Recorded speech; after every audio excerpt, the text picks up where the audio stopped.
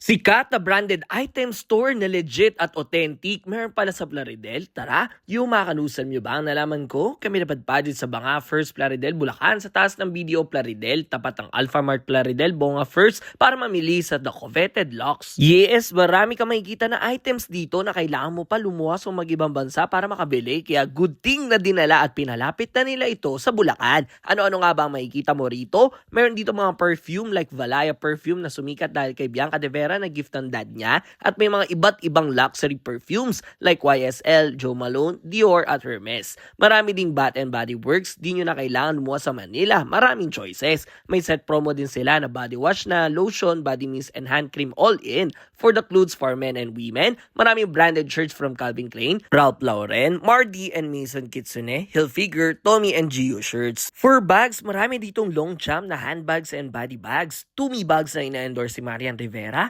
bags from Louis Vuitton, Hermes, Gucci, Dior, Saint Laurent, and Goyard, kaya di ka maubusan ng option ng design. Accessories meron din available like wallets, belts, watches, necklace, and eyeglasses. At iba't ibang products like skincare from Korea and Japan. Dagdag pa rito ang Royal Moldy products at may mga shoes, sandals from OnCloud, Dior, Hermes, and Yeezy. O diba, pwede mo sila i-message in advance kung meron kang design or item na gusto. FYI na may layaway din sila, and this is their modes of payment. This is their operating hours kung pupunta kayo, ha? O ano pa hinihintay nyo? Tara na at mag-shopping sa The Coveted Locks sa Plaridel, Bulacan. Let's go!